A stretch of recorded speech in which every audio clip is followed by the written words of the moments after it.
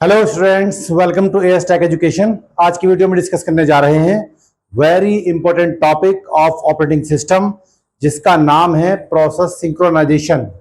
Students, आपने कई बार ये सुना होगा कि सिंक्रोनाइजेशन, प्रोसेस सिंक्रोनाइजेशन क्या होता है, लेकिन मैं समझता हूं कि आपकी समझ में सही तरह से ये चीज़ें बिल्कुल अच्छी तरह से, पूरी तरह से चीज़ें समझ में आपकी नहीं आई होंगी। लेकिन आप ध्यान से समझने की कोशिश कीजिएगा कि प्रोसेस सिंक्रोनाइजेशन होता क्या है। स्टूडेंट्स, प्रोसेस सिंक्रोनाइजेशन को पहले हम ये समझ लें कि सिंक्रोनाइजेशन वर्ड का मतलब क्या होता है। सिंक्रोनाइजेशन का मतलब होता है एक ही समय में जब एक से ज्यादा प्रोसेसेस किसी कार्य को करते हैं, तो एक ही समय में एक से ज्यादा प्रोसेसेस उस एक कार्य को sequentially, without any interruption, without any interfering, एक दूसरे को क्लैश ना कर सकें। उन क्लैशेस से बचाने के लिए, ताकि वो प्रोसेस एक दूसरे को क्लैश ना कर सके आपस में, उसको सिंक्रोनाइजेशन टेक्निक हम बोलते हैं। यानी हम सिंक्रोनाइज करते हैं, यानी उनको हम सीक्वेंस में लगाते हैं, उसमें हम कुछ लॉजिक लगाते हैं, उसको हम ऐसे यूज करते हैं, या मान लीजिएगा इस तरह से उसको अप्लाई करते हैं, ऐसी लॉजिक के साथ, ऐसी टेक्निक के साथ में उन प्रोसेसेस को, ताकि वो प्रोसेसेस जो एक ही रिसोर्स को शेयर कर रहे हैं या शेयर्ड रिसोर्स को आपस में यूज करने की कोशिश कर रहे हैं, दो से ज्यादा या दो से ज्यादा प्रोसेसेस एक ही शेयर्ड रिसोर्स को कंप्यूटर के अंदर यूज करने की कोशिश कर रहे हैं और एक ही टाइम पर कोशिश कर रहे हैं, तो वो दोनों आपस में क्लैश ना हो। उसको क्लैशिंग से बचाने के लिए हम प्रोसेस को सिंक्रोनाइज कर देते हैं। सिंक्रोनाइज मतलब उसको सिक्वेंशियली, साइमल्टेनियसली ऐसी टेक्निक देते हैं, ऐसे लॉजिक उसके अंदर लगाते हैं, ताकि दोनों प्रोसेस एक ही समय पर उस शेयर्ड रिसोर्स को आपस में शेयर कर सकते हैं और आपस में कोई क्लैशिंग ना हो। अब इसको हम एग्जांपल समझते हैं। ये देखिएगा, जब तक एग्जांपल समझ में नहीं आएगा आपकी, तब जब तक कि आपको एग्जांपल नहीं दिया जाएगा। ध्यान से समझने की कोशिश कीजिएगा। प्रोसेस सिंक्रोनाइजेशन के अंदर हम इसको ऐसे समझ सकते हैं, जैसे मान लीजिएगा हमने कई सारे प्रोग्राम बनाए हैं। ध्यान से समझिएगा कि हमने कई सारे प्रोग्राम बनाए हैं। मान लो हमने एक ऐसा प्रोग्राम बनाया जो प्रोग्राम केवल और केवल 2 नंबर को ऐड करता है। ठीक है, केवल और केवल 2 नंबर को ऐड करता है या 4 नंबर को ऐड करता है। मतलब कोई हमने कैलकुलेटर का प्रोग्राम बनाया। अब एक सिंपल प्रोग्राम है, हमने बनाया कैलकुलेटर का प्रोग्राम। अब वो प्रोग्राम क्या कर रहा है? वो सिंपल प्रोग्राम कर रहा है एडिशन। एडिशन करने के लिए उसको किसी और अलग से वेरिएबल को शेयर करने की कोई जरूरत नहीं है, कोई डेटाबेस शेयर करने की उसको जरूरत नहीं है। समझ स्टूडेंट्स? तो यहां पर देयर इज नो क्लैशिंग।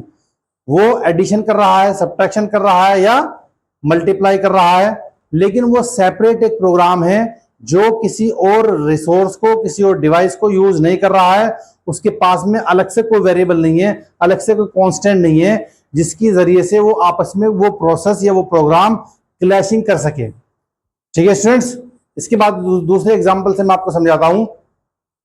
मान लीजिएगा हमारे पास में एक डेटाबेस है, और उस डेटाबेस पे हमारे बहुत सारे कार्य होते हैं। एक डेटाबेस पर मान लीजिए कस्टमर का डेटाबेस है कंपनी के अंदर, तो उस डेटाबेस पर हम कई सारे कार्य कर सकते हैं। जैसे उस डेटाबेस के अंदर वैल्यू को इंसर्ट कर सकते हैं, उस डेटाबेस के अंदर हम वैल्यू को अपडेट कर सकते हैं, उस डेटाबेस के अंदर हम वैल्यू को डिलीट कर सकते हैं, उसके अंदर हम कोई चेंजेस कर सकते हैं। हम कस्टमर से जुड़े हुए उस डेटाबेस के अंदर बहुत सारे कार्य कर सकते हैं। उम्मीद करता हूं कि आपकी चीज समझ में आ रही होंगी। लेकिन होता क्या है, क्या हम एक ही प्रोग्राम के जरिए से उसको इंसर्ट करा सकते हैं, वैल्यू को अपडेट करा सकते हैं, या उसके अंदर कोई और हम अपडेशन कर सकते हैं, डिलीट कर सकते हैं या ट्रंकेट कर सकते हैं एक ही प्रोग्राम के जरिए से? प्रोग्राम तो स्टूडेंट्स एक हो सकता है, लेकिन उसके अलग अलग कई सारे फंक्शन उस प्रोग्राम के अंदर हम यूज करते हैं। इंसर्ट के लिए अलग करते हैं, अपडेट के लिए अलग करते हैं और आपका डिलीट के लिए अलग करते हैं, ट्रंकेट के लिए अलग करते हैं। तो आप ये देखिएगा, एक प्रोग्राम हमने बनाया जिसके अंदर कई सारे हमने फंक्शन बनाए या अलग अलग प्रोग्राम बनाए, और अलग अलग प्रोग्राम के अंदर हमने अलग अलग फंक्शन रख दिए। अब हो सकता है कि एक प्रोग्राम उस डेटाबेस को चेंज कर रहा हो, चेंज से मतलब ये है उसके अंदर वैल्यू को इंसर्ट कर रहा हो, सेम टाइम पर दूसरा प्रोग्राम उसी डेटा को अपडेट कर रहा हो या डिलीट कर रहा हो या ट्रंकेट कर रहा हो, तो उसी टाइम पर एक से ज्यादा प्रोसेस, और प्रोसेस आप समझते हैं कि प्रोसेस का मतलब होता है active mode of program. Active mode of program यानी वर्किंग मोड के अंदर जब वो प्रोग्राम हमारा आ जाता है तो उसको हम प्रोसेस कहते हैं।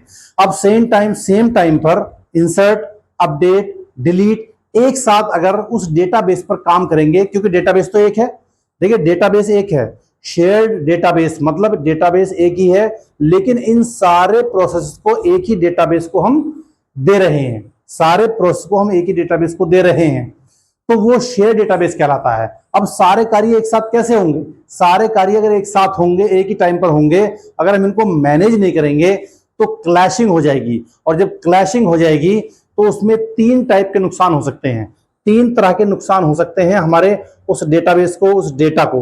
वो तीन टाइप के नुकसान क्या क्या हो सकते हैं देखिएगा, बोर्ड पर मैं लिख दिया हुआ हूं, ध्यान से देखिएगा स्टूडेंट्स। पहला नुकसान क्या हो सकता है? डेटा इनकंसिस्टेंट हो सकता है। इनकंसिस्टेंसी का मतलब होता है डेटा के अंदर कुछ बदलाव हो सकता है, कुछ चेंज हो सकता है, यानी ओरिजिनल डेटा हमें प्राप्त नहीं हो सकता है, हम चेंज कुछ और कर रहे हैं और हो कुछ और जाता है। इनकंसिस्टेंट का मतलब होता है सही डेटा नहीं, करेक्ट डेटा नहीं, यानी इनकरेक्ट डेटा, उसको हम बोलते हैं इनकंसिस्टेंसी। ये आ सकती है, जरूरी नहीं कि आए, लेकिन आ सकती है। दूसरा नुकसान क्या हो सकता है? दूसरा नुकसान हो सकता है loss of data. Loss of data का मतलब यानी डेटा डिलीट हो सकता है, लॉस हो सकता है, यानी डेटा खत्म हो सकता है। तो ये भी नुकसान हमारा प्रोसेस को अगर हम सिंक्रोनाइज नहीं करेंगे तो ये आ सकता है। तीसरी समस्या क्या आ सकती है? डेडलॉक की। डेडलॉक हम आगे चल के पढ़ेंगे अच्छी तरह से कि डेडलॉक क्या होता है। डेडलॉक को आप ये समझ लीजिएगा, एक छोटे से एग्जांपल से मैं समझा देता हूं डेडलॉक कंडीशन क्या होती है। डेडलॉक की, डेडलॉक का मतलब होता है, मान लीजिएगा एक ट्रेन की पटरी है, मान लीजिएगा एक ट्रेन है, एक रेलवे लाइन है, ट्रेन है, यानी उस पर दो ट्रेनें आ रही हैं, एक ट्रेन इधर से आ रही है, मान लीजिएगा एक ट्रेन इधर से आ रही है, और रेलवे लाइन एक ही है, यानी रेल की पटरी, ट्रेन की जो पटरी है वो एक ही है, इधर से भी ट्रेन आ गई, इधर से भी ट्रेन आ गई, आपस में क्लैश हो गया। This is the deadlock. Deadlock का मतलब क्या हो गया? या तो आपस में टकराएंगी दोनों ट्रेनें, ठीक है ना, दोनों ट्रेनें आपस में टकराएंगी, अगर नहीं टकराएंगी तो दोनों वहीं पर ब्लॉक हो जाएंगी, रुक जाएंगी, जिससे कि परफॉर्मेंस, उनकी स्पीड डाउन हो जाएगी और वहां पे एक जाम लग जाएगा, स्टक हो जाएंगी, तो इसको हम डेडलॉक बोलते हैं। कंप्यूटर के अंदर क्या डेडलॉक है? ऑपरेटिंग सिस्टम के अंदर डेडलॉक का मतलब ये होता है दो प्रोसेसेस जब आपस में एक दूसरे से टकरा जाते हैं तो कंप्यूटर की प्रोसेसेस को बहुत स्लो कर देते हैं, जिससे परफॉर्मेंस बहुत डाउन हो जाती है, यूटिलाइजेशन बहुत डाउन हो जाता है। बाकी डेडलॉक को हम डिटेल में अगली वीडियो में पढ़ेंगे, तो फिलहाल इस वीडियो में आप समझ लीजिएगा कि तीन तरह के लॉसेस हो सकते हैं। Number 1 inconsistency, number 2 loss of data, and number 3 deadlock. ये तीन कंडीशन आ सकती हैं अगर हम प्रोसेस को सिंक्रोनाइज नहीं करेंगे। अब हम आगे बढ़ते हैं स्टूडेंट, ध्यान से देखिएगा।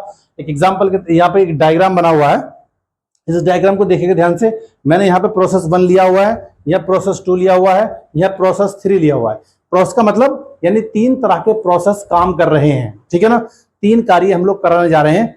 लेकिन अब ये तीनों ही प्रोसेस 1 2 3 तीनों के तीनों प्रोसेस शेयर्ड मेमोरी यानी एक ही मेमोरी को शेयर कर रहे हैं। तीनों मेमोरी, तीनों प्रोसेस को एक ही मेमोरी दी जा रही है। अब उस मेमोरी के अंदर क्या होता है? डेटा होता है। मेमोरी के अंदर डेटा होता है और डेटा पड़ा हुआ होता है मेमोरी लोकेशंस के ऊपर, ये आप अच्छी तरह से जानते हैं। दूसरी बात, अब ध्यान से देखिएगा, एक प्रोसेस उस शेयर्ड मेमोरी का यूज करते हुए मान लीजिएगा उसको रीड कर रहा है। रीड का मतलब आप समझते हैं, उसके अंदर उसको सिर्फ एक्सेस कर रहा है, खाली रीड कर रहा है। उसी टाइम पर ध्यान से देखिएगा, उसी टाइम पर दूसरा प्रोसेस उसी शेयर्ड मेमोरी का यूज करते हुए उस मेमोरी के ऊपर जो डेटा पड़ा हुआ है उस डेटा को राइट कर रहा है। मतलब उसमें कुछ चेंज, राइट का मतलब होता है कुछ चेंज करना, कुछ लिख रहा है, अपडेट कर रहा है, डिलीट कर रहा है, इंसर्ट कर रहा है, कुछ भी कर रहा है। यहां पर रीड कर रहा है, यहां पर राइट कर रहा है, यानी उसमें कुछ अपडेशन हो रहा है, कुछ चेंजेस हो रहे हैं, ठीक है ना। लेकिन सेम टाइम पर तीसरा प्रोसेस देखिएगा, तीसरा प्रोसेस भी रीड कर रहा है। This is the read. उसी शेयर मेमोरी को यूज कर रहे हैं और उस शेयर मेमोरी के अंदर हमारा कुछ ना कुछ डेटा है। तीसरा प्रोसेस भी उसको रीड कर रहा है, उसी टाइम पर ये दोनों प्रोसेस रीड कर रहे हैं, उसी टाइम पर ये प्रोसेस के अंदर राइट कर रहा है। तो ये आपस में क्लैशिंग हो सकती है उस डेटा के ऊपर जिस डेटा को तीनों प्रोसेस उस शेयर्ड मेमोरी का यूज करते हुए यूज कर रहे हैं। तो इस क्लैशिंग को कैसे बचाएं ताकि ये प्रोसेस 1 उस शेयर्ड मेमोरी को यूज करके, शेयर्ड मेमोरी का यूज करके उस डेटा को रीड कर सके और कोई क्लैशिंग ना हो। उसी वक्त में ये प्रोसेस राइट कर सके और कोई क्लैशिंग ना हो, उसी टाइमिंग में ये प्रोसेस 3 उस डेटा को रीड कर सके शेयर मेमोरी का यूज करते हुए और कोई क्लैशिंग ना हो। आगे देखिएगा स्टूडेंट्स, 2 टाइप के हमारे प्रोसेस होते हैं ऑपरेटिंग सिस्टम के अंदर, वो मैं यहां लिख दिया हूं, ध्यान से देखिएगा। Number 1 independent process, number 2 cooperative process. तो इंडिपेंडेंट प्रोसेस, इंडिपेंडेंट मतलब स्वतंत्र, यानी जिस पर किसी का कोई प्रेशर ना हो, किसी को दबाव ना हो, अपनी मर्जी से काम करने वाला हो, वो किसी की मदद ना लेता हो। तो इसका मतलब क्या हुआ, तो इंडिपेंडेंट प्रोसेसेस को सिंक्रोनाइज करने की स्टूडेंट्स कोई जरूरत नहीं है। इसका एग्जांपल मैं ऑलरेडी दे चुका हूं, यहां पर ही मैं आपको लिख चुका हूं, ध्यान से देखिएगा। इंडिपेंडेंट प्रोसेस का एग्जांपल समझिएगा, कैलकुलेट सम ऑफ 2 नंबर, मतलब कोई प्रोग्राम हमने बनाया जो सिर्फ एडिशन कर रहा है और कुछ नहीं कर रहा है, उसका काम सिर्फ जोड़ना ही जोड़ना है, जोड़ना है, केवल उसको कैलकुलेट करना है। तो उसको कोई जरूरत नहीं है किसी और कॉम्प्लेक्स डेटा स्ट्रक्चर को शेयर करने की, किसी फाइल को शेयर करने की, वो सिंपल एक प्रोग्राम है, उसका काम जोड़ना है। तो यहाँ पे कोई क्लैशिंग नहीं होगी, क्योंकि इसके अंदर कोई दूसरा प्रोग्राम एडिशन के अलावा माइनस नहीं कर रहा उसी डेटा को, यानी एक सिंपल प्रोग्राम बनाया जो हमारा सिर्फ कैलकुलेट कर रहा है। तो ये इंडिपेंडेंट प्रोसेस है, तो इसको सिंक्रोनाइज करने की कोई जरूरत नहीं है, ठीक है ना। अब देखिए ध्यान से, दूसरा है कोऑपरेटिव प्रोसेस। कोऑपरेटिव प्रोसेस का मतलब होता है जो 2 प्रोसेस आपस में एक दूसरे को शेयर करते हैं, रिसोर्सेज को शेयर करते हैं, यानी सीपीयू को शेयर करते हैं, मेमोरी को शेयर करते हैं, या डेटा फाइल्स को शेयर करते हैं, या आपके डेटाबेस को शेयर करते हैं, या आपस में वेरिएबल्स को शेयर करते हैं। और ये जो कोऑपरेटिव प्रोसेस होते हैं एक दूसरे को आपस में क्लैश करने की कोशिश करते हैं। जैसे फॉर एग्जांपल, ये एग्जांपल ऑलरेडी मैं बता चुका हूं, आगे देखिएगा। Update customer records in share database, वही चीज है, हमारे पास में एक कस्टमर रिकॉर्ड है। कस्टमर रिकॉर्ड से मतलब उसका नाम हो सकता है, उसका एड्रेस हो सकता है, उसका फोन नंबर हो सकता है, कस्टमर का, उसका और उससे जुड़ी हुई बहुत सारी जानकारी हो सकती है, कस्टमर से जुड़ी हुई बहुत सारी जानकारी हो सकती है। तो वो सारा का सारा डेटाबेस, उस कस्टमर का रिकॉर्ड हमारे पास में डेटाबेस के अंदर स्टोर है। तो अब इसको हमें अपडेट करना है, अपडेट करना है। तो अपडेट करने के लिए कई सारे प्रोग्राम हमारे पास में हो सकते हैं। अब डेटाबेस पर कई सारे कार्य होते हैं, इंसर्ट भी होता है, अपडेट भी होता है, डिलीट भी होता है, और आपका ट्रंकेट वगैरह भी होता है। कई सारी कमांड्स उस पर चलाई जा सकती हैं। अब डेटाबेस एक है, एक ही शेयर्ड रिसोर्सेज है, लेकिन उस पर कई सारे फंक्शन स्टूडेंट्स हम चला सकते हैं। और अगर एक ही टाइम पर वो सारे फंक्शन को हम प्रोसेस कर रहे होते हैं तो वहां पर क्लैशिंग आ सकती है, जिससे उस कस्टमर का रिकॉर्ड उस डेटाबेस में से खत्म हो सकता है, या इनकंसिस्टेंसी आ सकती है, या लॉस हो सकता है। उम्मीद करता हूं कि चीजें आपकी समझ में आ रही होंगी। इसके बाद में देखिएगा, तो इनको सिंक्रोनाइज करने का तरीका क्या है, उन प्रोसेसेस के बीच में हम कैसे सिंक्रोनाइज करें। उन प्रोसेस को सिंक्रोनाइज करने के फिलहाल मैं आपको 2 तरीके बता रहा हूं। पहला तरीका क्या है, म्यूटेक्स टेक्निक तरीका, इसका मेथड है, इनका यूज करेंगे। बाकी अगली वीडियो में हम देखेंगे कि किस तरह से हम इन टेक्निक का यूज करके 2 प्रोसेस के बीच में आपस में हम दोनों को क्लैशिंग होने से हम लोग बचाते हैं, कैसे हम सिंक्रोनाइज करते हैं, ठीक है ना। तो पहला तरीका आपका म्यूटेक्स है, दूसरा तरीका आपका सीमाफोर, ये हम पढ़ेंगे स्टूडेंट्स अगली वीडियोस के अंदर। देखिए म्यूटेक्स क्या है, बेसिकली लॉकिंग टेक्निक है। ये लॉकिंग कैसे हम लोग लॉक लगाते हैं, कैसे इसका यूज करते हैं, वो चीजें हम देखेंगे। दूसरी सीमाफोर है, ये सिग्नलिंग टेक्निक है। इसकी ये सिग्नलिंग टेक्निक है, ये प्रोसेस पर कैसे काम करती है, प्रोसेस कैसे सिग्नल देती है ताकि एक प्रोसेस दूसरे प्रोसेस को क्लैश होने से बचा सके। तो आशा करता हूं कि बेसिक इंट्रोडक्शन आपका प्रोसेस सिंक्रोनाइजेशन का आपकी समझ में आया होगा। आगे हम डिटेल में सिंक्रोनाइज करके देखेंगे कि किस तरह से प्रोसेस को सिंक्रोनाइज किया जाता है। अगर ये बेसिक इंट्रोडक्शन ऑफ सिंक्रोनाइजेशन आपके समझ में आ गया है स्टूडेंट्स, तो प्लीज चैनल को जरूर सब्सक्राइब कर लीजिएगा, और वीडियो को अपने दोस्तों के साथ जरूर शेयर कीजिएगा, और वीडियो को लाइक जरूर कीजिएगा। फिर भी कंफ्यूजन है आपको तो प्लीज कमेंट्स करके जरूर बताइएगा, मैं इसको सॉल्व करने की जरूर कोशिश करूंगा। Thank you.